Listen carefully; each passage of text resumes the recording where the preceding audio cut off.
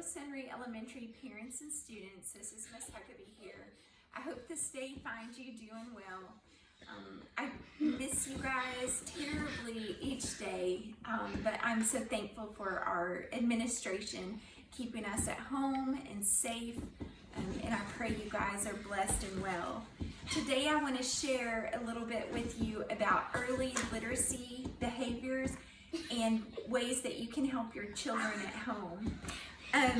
Our teachers at Sunray Elementary School have done a phenomenal job developing these online lesson plans for your kids.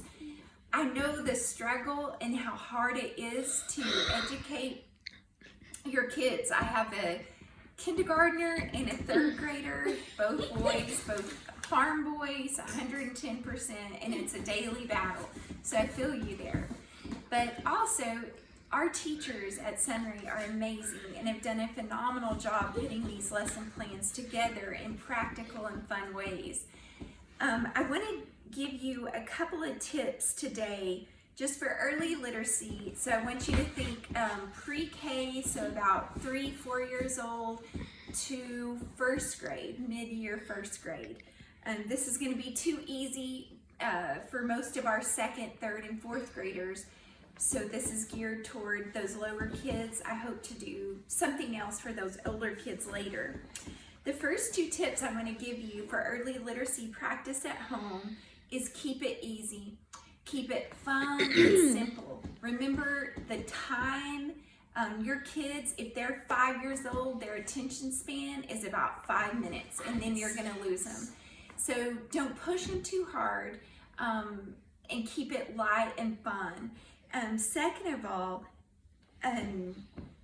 don't forget to read to them. I know a lot of times when we're trying to teach our kids to read, we think, oh, they need to be doing all the work. But we need to also read to them, because we're teaching them, first of all, the joy of reading, to enjoy a book, to have fun with it, to laugh, to cry, to feel the emotion that the book evokes. And the next thing is just to make it fun. So don't forget to read books like this. This is The Legend of the Easter Egg. I love these. You're Here for a Reason, and Polka Dot book. These are just fun books. Don't forget to sit with your child and read to them and have a great time. The next thing, of course, all literacy starts with letter learning, letters and sounds, and that's so important for your child. In teaching them the letters, we generally think we want them to know the letters in their name first. Those are the first letters we want them to learn because they're applicable to that child.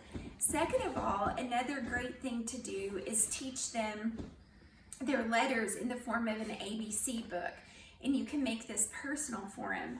So you can take just a simple blank spiral notebook, and each page can be a letter, and then you can paste a picture in there of something that is familiar to that child. So we have a dog named Scout. So for the letter S, I may put a picture of our dog Scout, put a capital S and a lowercase s in my picture of Scout. So when I were to read that book with my child, I would trace each letter, S, Scout, and then make this sound, S. And then keep adding to that book until you have all the letters in there. It's not desirable for you to teach your children the letters in ABC order. Teach them what's applicable to them first. So like maybe start with the letters of their name. And then if you could teach them M and D for mom and dad, or S for if you have a dog named Scout. Something that means a lot to them. Another fun thing to do, of course, is magnetic letters. They do not have to be this fancy. You can just use plain basic magnetic letters. I have attached a file to this video on the website. There's some fun activities for magnetic letters at home. So you may want to match capital and lowercase letters.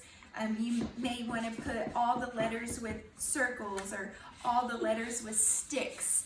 You can do lots of sorting with those. The next critical thing about early literacy behavior, of course, is sight words. Sight words particularly are not words that children can sound out, maybe like the word dog. They're going to be high frequency words that they see a lot in books but don't follow a rule. So like for instance, the word the, is, and to are great examples of sight words. With these sight words on the file that's attached to this video, I've included a list of 25, 50, 100, and 200 sight words. Don't start your pre-K with a list of 200 sight words. By all means, start with maybe 5 or even 1 or 2, and then build with those each day. The most important thing is to make those fun for the kids. So I'm going to share a couple of fun things you can do at home with learning sight words. First thing is sidewalk chalk. Go outside on the driveway and write those words with sidewalk chalk. The next simple and cheap thing is just to take salt, or you can use sand, whatever's available. And I know it's tough to go to the store and find stuff right now. An old cookie sheet, pour the salt or sand in the cookie sheet, and then the child can write each word on their cookie sheet. Another fun thing, of course, is index cards. These you can use just as flashcards, or you can make games like Go Fish or Memory to make it a fun game for your children to do. And then always something fun to write with. So dry erase markers are a fun way, and letting your kids write on the window or maybe on the back sliding glass door with these. You can also put shaving cream in your bathtub and let them write their sight words there. With sight word practice and letter practice comes letter formation. And that's something that I think as an educator I'm a little picky about, because I truly believe the way your child forms a letter is the way they look at letters. So always think when you're teaching them to write a letter, you want them to form that letter top to bottom, left to right, just like we read on a page. We use Fountas and Pinnell curriculum, and we teach them a certain verbal command to form each letter. So with the file on this video, it has the verbal commands for your capital letters and your lowercase letters. I'm going to show you a little example of why this is so important for your children. A lot of kids get the B and the D terribly mixed up, and if they form them totally different, I really believe it influences the way they look at that letter. So like the letter D, I want them to pull back and around like a C, go up and down. So it's made totally different. If the B, we want them to pull down, up, and around. A lot of kids have the tendency just to draw a stick and then guess which side to put that on. But if they start forming the D, pull back, around, up, and down, and then the B, pull down, up, and around, it's going to help them a lot in the long run. You can do letters on your salt tray or with sidewalk chalk in your driveway or shaving cream. So you can do those, use those tools at the letter level or at the sight word level. The last thing I'm going to talk about is writing with your child. I truly believe writing is just as important as reading. To me, writing is the process of reading inside out and backwards. My favorite professional word is reciprocity. It just means that writing is reading inside out. So I want to help you a little bit with writing. What should you expect your pre-K or your kindergarten or first grader to be able to do? And then what's too much to ask of them? So I want you to think, first of all, those sight words, you can hold them accountable for. So if you write a sentence with a sight word, go ahead and hold them accountable for that. Also, I want you to think about beginning and ending sounds and then concentrate on them hearing some medial sounds. So this is my favorite way or type of media to help your child write on, and it's a sketch diary. It's blank pages for the top and the bottom, and this comes from being a reading recovery teacher for over 6 years, I guess. But I like to use this top page as practice and this bottom page for their story, so they could practice writing their sight words in all four corners of the page before they wrote it in a story. They could practice, if they were writing a D, you could practice forming it and have the child say it before they wrote that in their story. Let me show you an example. This is the online learning platform for our kindergarten this week, and they did landforms.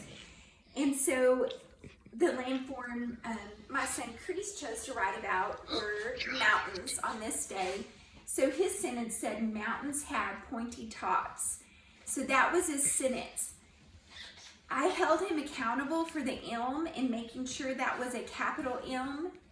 I also held him accountable for the S at the end of that word. I don't expect him to know that there's an OU or that there's an AI in this word. Pointy, if he heard the P and wrote the letter P, I'm going to be very proud for him.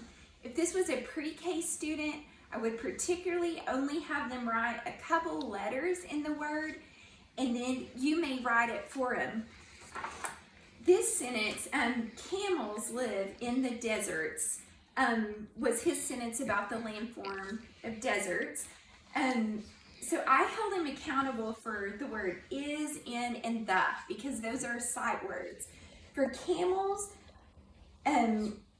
we slowly articulated those beginning letters there. I wanted him to make that D correctly. Pull back around, up and down if he needed to. Remember, no more than 10 to 15 minutes at a time. So you may want to space helping your child read or write over a period of 2 to 3 times a day, because it's asking a lot for them to sit down and work hard for 30 minutes.